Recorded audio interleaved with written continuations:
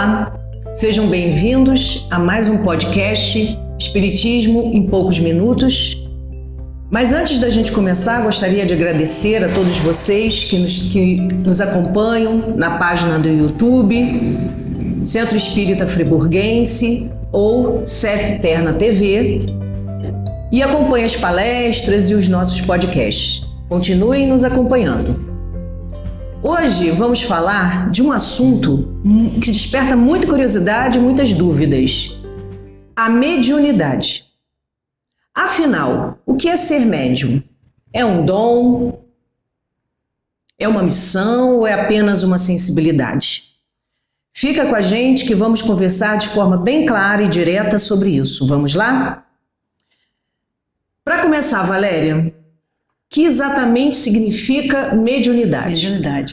Bom, Josi, vamos começar aqui, agradecer, a todos que estão aí nos acompanhando no nosso canal, que se inscrevam, compartilhem os vídeos se vocês acharem interessante, porque é uma forma de ajudar na divulgação dessa doutrina tão maravilhosa.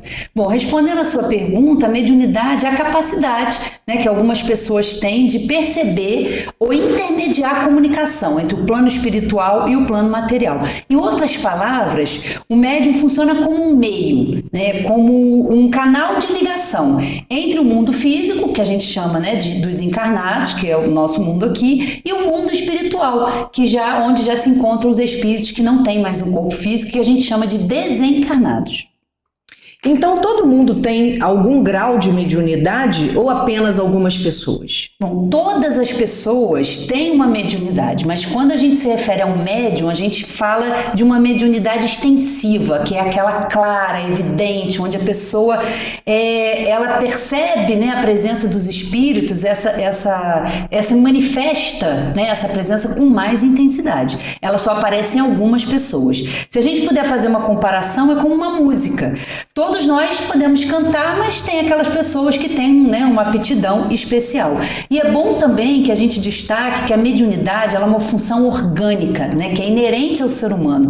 Ela não tem nada a ver com virtudes, com moralidade ou outras características, Existem diferentes tipos de mediunidade? Sim, muitos. A gente pode citar aqui, por exemplo, a psicofonia, que é quando o médium fala sob a influência de um espírito, a psicografia, quando é a escrita mediúnica, a vidência, a audiência, a intuição e até a chamada mediunidade de efeitos físicos, porque tem médios que têm essa capacidade de ali doar fluidos e provocar ali fenômenos que são perceptíveis, como ruídos, o movimento de alguns objetos.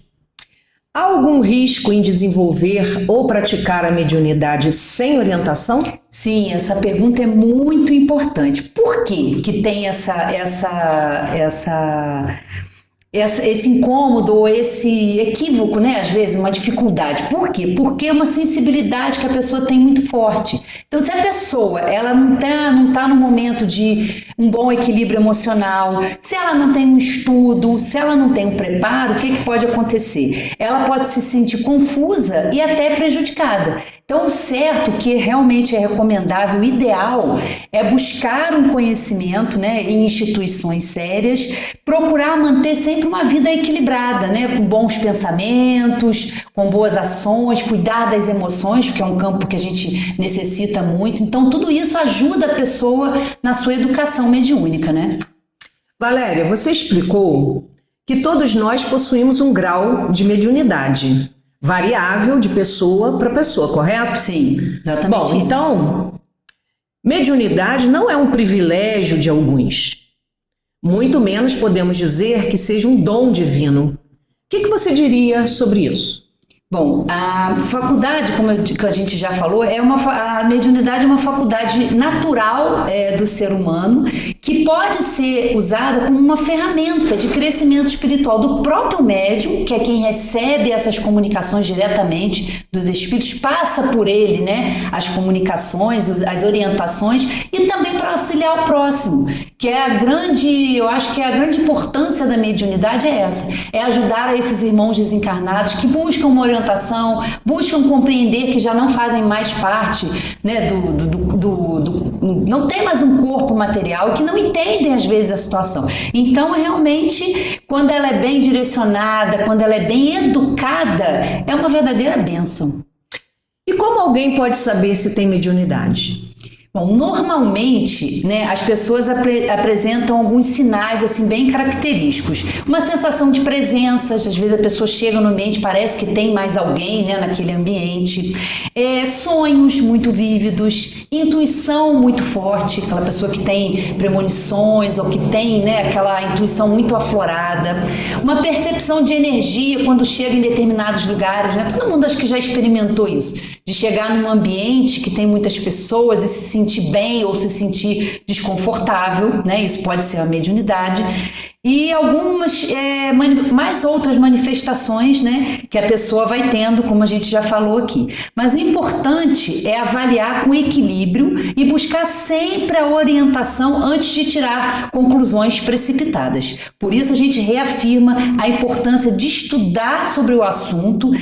E essa é a melhor opção, e a gente indica sempre o estudo no Livro dos Médiuns, que é um livro de Allan Kardec, faz parte aí das obras fundamentais, e a gente recomenda a editora LAC, que traz aí muitos esclarecimentos e muitas notas de Herculano Pires, que foi um grande estudioso da doutrina espírita, né? Uma dúvida comum é se a mediunidade está necessariamente ligada a alguma religião ou doutrina, ou se médium só existe nos centros espíritas ou nas religiões de matrizes africana.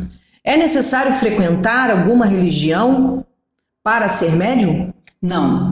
Como a gente já disse antes, ela é uma faculdade inerente ao homem, né? E são raras as pessoas que não têm, pelo menos de uma forma rudimentar, como a gente falou. Todo mundo mas alguns percebem de uma maneira muito, muito discreta e outros já têm a mediunidade ostensiva, mas na verdade todos nós somos médiuns.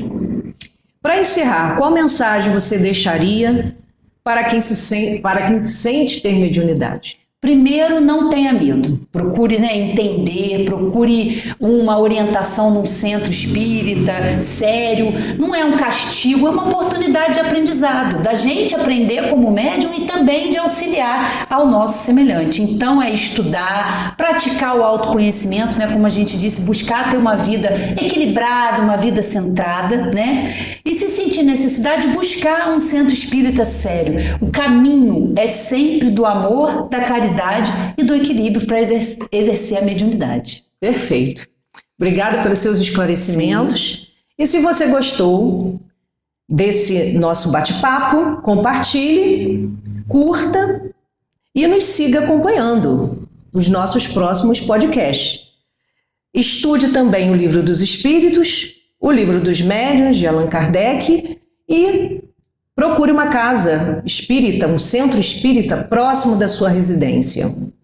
Obrigada pela sua atenção e até o próximo podcast Espiritismo em Poucos Minutos. Nós vamos desenvolver o próximo tema, os princípios da doutrina espírita. Até lá, então. Até lá!